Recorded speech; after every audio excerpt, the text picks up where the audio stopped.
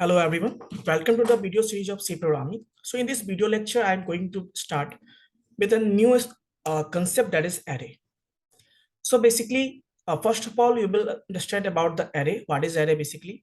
Or in this video lecture, I am going to discuss the basic concepts behind array. Okay, so let's start the topic now. सबसे पहली बात बच्चों, हम array की बात करते हैं तो कुछ चीजों को समझना आपको जरूरी होगा कि एरे है क्या और क्यों यूज करते हैं, क्यों हमें एरे की जरूरत पड़ी। ठीक है, तो मैं सबसे पहले आपको समझाने की कोशिश करूंगा यहाँ पे एरे के बारे में। तो सिंपल सी बात है, एरे क्यों यूज करते हैं। जैसे आपने वेरिएबल्स बनाए होंगे, जैसे मैं लिखता हूं इंट इंट एक्स। ठीक है, इसका मतलब क्या है, या मैं इंट एक्स इक्वल्स टू मैं 10 लिखता हूं। इसका मतलब ये है कि ये 10 वैल्यू हम एक्स में स्टोर करना चाहते हैं, और ये एक्स है केवल और केवल एक ही वैल्यू स्टोर कर सकता है। ये एक्स क्या कर सकता है, एक वैल्यू एक डेटा ही स्टोर कर सकता है बेसिकली। अब हमें सेकंड वैल्यू स्टोर करने की जरूरत पड़ेगी, तो फिर सेकंड वेरिएबल हमें लेना होगा। थर्ड वेरिएबल के लिए वैल्यू के लिए थर्ड वेरिएबल बनाना होगा। यानी जब भी कोई डेटा स्टोर करना चाहते हैं हम सी में, तो हमें उतने वेरिएबल्स की रिक्वायरमेंट होती है। अब मान लो मुझे 5-10 करने हैं, कोई इशू नहीं है, मैं क्रिएट कर सकता हूं। बट सपोज हमें मल्टीपल डेटा स्टोर करने हैं, मोर देन 10 या बहुत ज्यादा डेटा स्टोर करने हैं, जो कि उस केस में उतने हमें वेरिएबल्स ही चाहिए। मान लो 50 करने हैं, 20 करने हैं, 200 करने हैं। उस केस में प्रॉब्लम क्या होगा कि हमें उतने वेरिएबल्स की रिक्वायरमेंट होगी। उतने वेरिएबल्स को याद रखना भी पॉसिबल नहीं है, तो पहली बार उतने वेरिएबल्स बनाने की जरूरत पड़ेगी हमें, जो कि टीडियस टास्क हो जाएगा। साथ में मान लो हमने किसी तरीके से बहुत मेहनत करके हमने वो वेरिएबल्स बना भी लिए। अब प्रॉब्लम ये होगा, उसको मैनेज करना मुश्किल हो जाए। मैनेज करना, ये कभी किसी डेटा को एक्सेस करना होगा, वो मुश्किल हो जाएगा हमारे लिए। ये याद करना मुश्किल हो जाएगा उतने वेरिएबल्स को, किसको मैंने क्या नाम दिया था। एक ये भी प्रॉब्लम्स होगी। दूसरी बात, उसे एक्सेस करना हमारे लिए मुश्किल हो जाएगा, और ऐसे बहुत सारे प्रॉब्लम्स हमें फेस करने होंगे। इन सारे प्रॉब्लम्स को दूर करने के लिए हमारे पास कंसेप्ट क्या है, एरे। कहाँ पे, सी में बात कर रहा हूँ। तो डेटा एक्सेसिबिलिटी हमारे लिए आसान हो जाए, जो कि हमने बताया, जो प्रॉब्लम्स फेस करने पड़ते हैं हमें बिना एरे यूज किए, वो चीजें हमारे लिए आसान हो जाएगा। अब हमें जितने भी वैल्यू स्टोर करने हैं हम एरे की हेल्प से कर सकते हैं। बट फिर भी मैं बता दूं आपको कि एरे में हम सिमिलर टाइप के वैल्यू स्टोर कर सकते हैं। यानी कोई इंटीजर, कोई एरे हमने इंटीजर टाइप का बनाया है, तो वो केवल इंटीजर का डेटा ही स्टोर करेगा। मैंने कोई फ्लोट टाइप एरे बनाया है, तो केवल वो फ्लोट डेटा स्टोर करेगा। मैंने कोई स्ट्रिंग बनाया है, कैरेक्टर टाइप एरे बनाया है, तो वो कैरेक्टर ही स्टोर करेगा। I hope it is clear. Okay, तो अब आइए, हमने समझ लिया कि एरे क्यों यूज करते हैं, क्यों रिक्वायरमेंट हमें पड़ी। तो अब हम बात करते हैं, कुछ एरे के बारे में बात करेंगे। सबसे पहली बात कि एरे है क्या, तो उनको ऐसे भी डिफाइन कर सकते हैं, an array is a collection of items of same data type.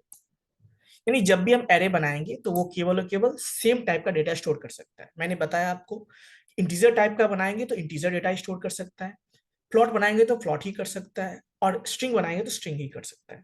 तो जब भी हम बोलेंगे एरे क्या है, collection of similar type of data elements stored at continuous memory location या कंटिन्यूअस मेमोरी लोकेशन।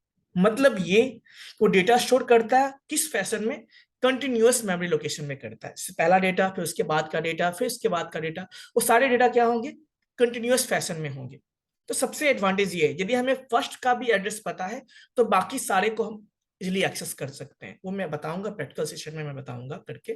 फिलहाल इतना समझना है आपको कि एरे क्या होता है। कलेक्शन ऑफ आइटम्स है, इसमें कि सेम डेटा एलिमेंट स्टोर होते हैं, और वो कंटिन्यूअस फैशन में डेटा को स्टोर करता है। ठीक है, यदि मैंने साइज 10 दिया है, वो सारे के सारे 10 एलिमेंट्स कंटिन्यूअस फैशन में स्टोर होंगे। ठीक है, चलिए next, an array is derived data types. आपको पता होगा, मैंने बताया भी था कि 3 different type of data types होते हैं सी में। एक पहला होता है फंडामेंटल, या उसको हम कहते हैं प्राइमरी डेटा टाइप्स। दूसरा मैंने बताया था डिराइव, और तीसरा मैंने यूजर डिफाइन बताया था। तो जो सेकंड टाइप मैंने बात की थी ना, डिराइव डेटा टाइप्स, वो कौन सा है, एरे है आपका। इट मीन्स, क्यों डिराइव कहते हैं, रीजन ये कि इस डेटा टाइप को बनाने के लिए भी हमें रिक्वायरमेंट किसकी होती है, हमें रिक्वायरमेंट होती है फंडामेंटल की, प्राइमरी डेटा टाइप्स की। इसीलिए हम इसको बना रहे होते हैं। ठीक है, इसीलिए इसको हम कहते हैं डिराइव डेटा टाइप्स। क्लियर है। नेक्स्ट बात करते हैं, size of an array is defined by subscript. यानी एरे में हमें साइज मेंशन करना हो तो या एरे क्रिएशन के टाइम में हमें सबस्क्रिप्ट यूज करनी होती है, इसको सबस्क्रिप्ट कहते हैं। वन डायमेंशनल में एक सबस्क्रिप्ट यूज करते हैं, टू डायमेंशनल में हम टू सबस्क्रिप्ट यूज करते हैं, ठीक है, तो इसमें यूज करते हैं। नेक्स्ट बात करेंगे हम लोग, ये सारी चीजें मैं बताऊंगा आपको प्रैक्टिकल सेशन में करके, ठीक है। नेक्स्ट बात करते हैं, index of an array starts with 0 ends with size -1। यानी मान लो ये एरे हमारे पास है और मान लो इसका साइज क्या है, 1 2 3 4 5, साइज इसका 5 है और इसका नाम मान लो मैंने x दे दिया है। तो इसका इंडेक्स कहां से, पहला इंडेक्स होगा 0, फिर 1, फिर 2, फिर 3, फिर 4। और चूंकि इस एरे का साइज कितना है, 1 2 3 4 5 एलिमेंट स्टोर कर सकता है, तो इसका साइज लास्ट एलिमेंट क्या मिलेगा आपको, साइज लास्ट इंडेक्स, इसको इंडेक्सिंग कहते हैं, ये लोकेशंस का जो एड्रेस होता है उसको इंडेक्स कहते हैं। तो 0 index, 1 index, 2 index, 3 index, 4 index. यानी पहला हमेशा हर एक एरे का जो स्टार्टिंग से स्टार्ट होता है 0 से और एंड कहां पे होता है, साइज -1, ठीक है। आई होप ये भी समझ में आ गया, ठीक है। Next, this makes it easier to calculate and position. अब ऐसा क्यों है, ये जो एरे यूज करते हैं इंडेक्सिंग से फायदा क्या होता है, हम एरे, यानी एक चीज और ध्यान रखना है आपको, किसी भी एरे का जो फर्स्ट इंडेक्स का जो एड्रेस होता है वही होता है जो कि एरे का एड्रेस होता है। जो एरे का एड्रेस है वही आपके फर्स्ट एलिमेंट का भी एड्रेस होता है। आई होप समझ में आ गया होगा आपको। और यदि इंडेक्सिंग यूज करते हैं तो हमें किसी भी लोकेशन को फाइंड करना होता है एड्रेस, हम आसानी से फाइंड कर सकते हैं with the help of indexing and this array. Okay, next बच्चों में बात करता हूं, the memory location of the first element of an array generally denoted by the name of the array. ये मैंने ऑलरेडी डिस्कस कर दिया है कि किसी भी एरे का जो फर्स्ट लोकेशन है वो क्या होता है, जो एरे का एड्रेस होता है वही फर्स्ट लोकेशन का भी एड्रेस होता है। तो कुछ इंपॉर्टेंट टर्म्स थे जो मैंने आपको बताए, है ना, और आई होप आपको समझ में आया होगा एरे के बारे में। तो नेक्स्ट वीडियो में बच्चों आप समझोगे।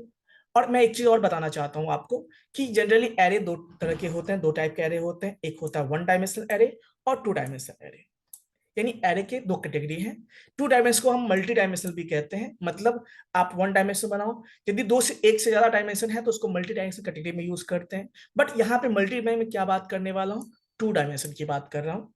तो बहुत सारे बुक में आप देखोगे वन डायमेंशनल, टू डायमेंशनल और मल्टी डायमेंशनल, बहुत सारे बुक में वन और मल्टी डायमेंशनल लिखा होता है। तो टू डायमेंशनल एरे या थ्री डायमेंशनल एरे में बात करता हूँ, वो एक्चुअली में multiple multiple time multi dimension का ही क्या होता है, एग्जांपल होता है।